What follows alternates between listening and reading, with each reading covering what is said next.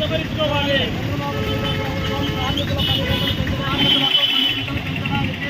ఆమోదించిన చట్టాలను ఉపసంహరించుకోవాలి.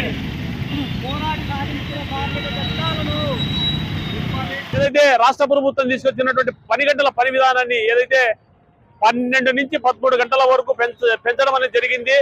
దాన్ని వ్యతిరేకిస్తూ రాష్ట్ర కమిటీ ఇచ్చిన పిలుపులో భాగంగానే ఈ రోజు ఏదైతే పొట్టి శ్రీరామ్ సర్కిల్లో నిరసన కార్యక్రమం చేపట్టడం జరిగింది. ఇది చాలా దుర్మార్గం. ఎందుకంటే పేద ప్రజల కోసం ప్రభుత్వం ఉందని చెబుతున్నటువంటి కూటమి ప్రభుత్వం ఈ విధమైనటువంటి నల్ల చట్టాలు తీసుకొచ్చేసి కార్పొరేట్ కంపెనీలకు అనుకూలంగా నిర్ణయాలు చేయడం అనేది చాలా దుర్మార్గం, చాలా హేయమైనటువంటి చర్య అని చెప్పి కూడా రాష్ట్ర ప్రభుత్వానికి చెప్పడం జరుగుతుంది. ఎందుకంటే ప్రధానంగా ఏదైతే సెప్టెంబర్ 19వ తారీఖున అసెంబ్లీలో ఆమోదించినటువంటి ఏదైతే 10 గంటల పని విధానం అయితే ఉందో 12 నుంచి 13 గంటల సేపు ఉన్నదో దాన్ని ఆమోదించడం వల్ల ఏదైతే ఫ్యాక్టరీ చట్టాలలో కావచ్చు, లేకపోతే మాల్స్లలో పనిచేస్తున్నటువంటి కావచ్చు, లేకపోతే కర్మాగారాల్లో పనిచేస్తున్నటువంటి కార్మికులు కావచ్చు, లేకపోతే అనేక చోట్ల ఉన్నటువంటి ఏదైతే పని గంటలు 8 గంటల విధానాలు పోయి 12 గంటలు 13 గంటలు పనిచేసే విధానం రావడం అనేది జరుగుతుంది.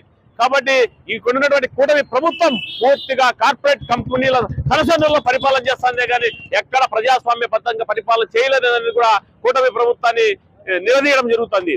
140 సంవత్సరాల క్రితం పోరాడి సాధించుకున్నటువంటి 8 గంటల పని విధానం ఉందో 8 గంటలు నిద్రపోవడానికి, 8 గంటలు పని చేయడానికి, 8 గంటలు తమ వ్యక్తిగత జీవితం కానీ తమ భార్య బిడ్డల కోసం టైం కేటాయించడం అనేది అంతర్జాతీయంగా వచ్చినటువంటి కార్మిక చట్టాల్లో భాగంగానే మన దేశంలో కూడా అమలు చేయడం అనేది జరుగుతుంది.